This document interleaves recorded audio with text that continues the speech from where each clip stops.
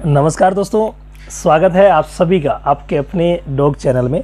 जिस चैनल में हम लेके आते हैं डॉग से रिलेटेड सारी जानकारियाँ, चाहे वो किसी बीमारी का इलाज हो, रख रखाव हो, फीडिंग इश्यू हो, ट्रीटमेंट इश्यू हो, कुछ भी।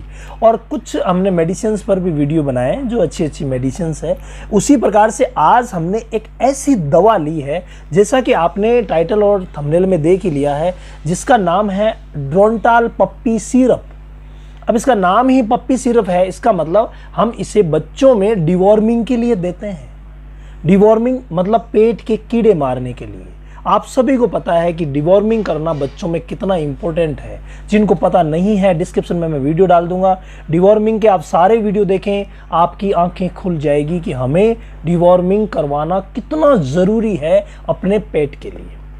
क्योंकि हम बड़े शौक से पेट लाते हैं और उसकी देखभाल करना हमारा फ़र्ज़ भी है। और विशेष तौर से पप्पी स्टेज में अगर आपने ध्यान नहीं दिया तो कई प्रकार के इश्यूज़ हो जाएंगे, यहाँ तक कि उसकी जान भी जा सकती है। इसीलिए जब भी वो 15 दिन का हो जाता है तभी से हमें डिवॉर्मिंग करवाना स्टार्ट कर देना चाहिए। अब यहाँ पर इश्यू आता है कौन सी दवा सेफ है, कौन सी दवा अच्छी है। तो आज हमने एक दवा ली है जो कि बहुत ही शानदार रिजल्ट लिए हुए है, कभी इसकी कोई शिकायत नहीं आई है। हम लगातार इसे इस्तेमाल कर रहे हैं और उस दवा का नाम है ड्रोंटाल पप्पी सिरप। देखिए, जो छोटे बच्चे होते हैं हमारे पपीज़, उन्हें सिरप देना सही रहता है। इसके पीछे पहला कारण सिरप लेने में आसान रहेगा, यानी वो आसानी से ले लेगा। और दूसरा प्रमुख जो कारण है वो भी मैं अभी आगे बताने वाला हूँ, लेकिन वो बताने से पहले आप थोड़ी सी नज़र डाल लेते हैं कि इस सिरप में होता क्या है। देखिए, ये 2 प्रकार के कंटेंट से मिलकर बनी हुई होती है। एक इसमें होता है पायरेंटेल, जो कि 5 mg की मात्रा में 5 mg की मात्रा में 1 ml में रहता है। इसी तरीके से इसमें फेबेंटल भी होता है, जो कि 15 mg 1 ml में रहता है। ये इसकी मात्रा है।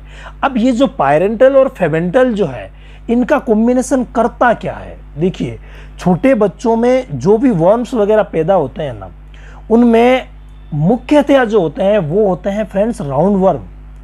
और राउंड वर्म्स जो होते हैं वो बहुत ज़्यादा छोटे बच्चों में पैदा होते हैं। कई बार तो माँ से उनमें आ जाते हैं। अब कई भाइयों का ये प्रश्न रहता है कि सर, छोटा सा बच्चा है, उसको डिवॉर्मिंग की क्या ज़रूरत है, कीड़े कहाँ से आएंगे, उसने क्या मिट्टी चाटी है क्या। अरे नहीं, ऐसी बात नहीं है। उसकी माँ से भी कीड़े आ सकते हैं, यानी जब वो गर्भ में था उसी समय उसके अंदर कीड़े आ सकते हैं। इसके अलावा मिल्क से आ सकते हैं भाई। तो राउंड वर्म, हुक वर्म्स और जो विप वर्म्स होते हैं वो छोटे बच्चों को बहुत ज़्यादा परेशान करते हैं। इसीलिए छोटे बच्चों को जो पायरेंटल और फेबेंटल वाली जो सिरप होती है वो देना सही रहता है। हम बड़े जानवरों वाली कई जो करते हैं गलतियाँ, बड़े जानवरों वाली दवा दे देते हैं, या जो बड़े डॉग के लिए जो टैबलेट आती है उसका फॉर्मुलेशन अलग होता है। उसके लिए भी हमने अलग से वीडियो बनाया था जो डिस्क्रिप्शन में आपको मिल जाएगा। उसका फॉर्मुलेशन अलग होता है। तो कई बार हम पपीज़ को वो दे देते हैं, फिर कहते हैं पपी को तकलीफ़ हो गई, उसकी सफल डिवॉर्मिंग नहीं हुई। कई प्रकार के इश्यूज़ जो है वो हम लेके आ जाते हैं, लेकिन दवा सही नहीं होती है, तभी ये इश्यूज़ आते हैं। तो ये जो ड्रोंटाल पप्पी जो सिरप है, ये पहली बात तो मैंने आपको बता ही दिया, राउंड वर्म, विप वर्म्स और हुक वर्म से बहुत ही अच्छा काम करती है। इसके अलावा इसका जो एक्शन है वो बहुत ही फास्ट होता है। छोटे बच्चों में इतना फास्ट एक्शन, पूरी तरीके से एकदम से उसके स्टोमक में फैल जाएगी और जितने भी वर्म्स हैं उनको समय पर किल कर देगी। समय पर कैसे? अगर मान लीजिए आपने डिवॉर्मिंग नहीं करवाई और राउंड वर्म, हुक वर्म्स ये बड़े हो गए, तो आप बिलीव नहीं करोगे कि डॉग का जितना शरीर, जितनी लंबाई होती है ना, उतनी लंबाई के कीड़े अंदर पैदा हो जाते हैं। ये बहुत ही बड़ा इश्यू है और हमने कईयों के ऐसे कीड़े निकाल करके देखे हैं। तो अगर उतने बड़े कीड़े हो गए उसके बाद अगर आप दवा देते हैं तो वो बहुत ही ज़्यादा खतरनाक हो जाती है। इसीलिए इस दवा का इस्तेमाल अगर समय पे किया जाए तो बहुत ही शानदार डिवर्मर है ये। अब बात कर लेते हैं इसे देना कैसे है। देखिए, देने का तरीका भी बहुत ही ज़्यादा इम्पोर्टेंट है। पहला काम आप ये करें कि ये अगर आप पप्पी को दे रहे हैं तो वो खाली पेट होना चाहिए, ये आप निश्चित कर लें। कई बार क्या होता है कि हम पहले दूध पिला देते हैं, उसके बाद ये दवा देते हैं, तो इतनी इफ़ेक्टिव नहीं होती। तो ये दवा आप दे रहे हैं तो उससे कम से कम 1 घंटा पहले और 1 घंटा बाद तो भूखा रहना ही चाहिए। जबकि अगर आप 2 घंटे का गैप रख सकें, पपीज़ के लिए थोड़ा सा मुश्किल होता है, लेकिन अगर रख सकें तो बहुत ही शानदार रहेगा। यानी 2 घंटे तक हमने भूखा रखा, कुछ भी नहीं खिलाया, उसके बाद ये दवा दे दी, दवा देने के 2 घंटे बाद और कुछ भी नहीं खिलाया। और दवा को देना भी आसान है, किसी भी तरीके से दे सकते हैं।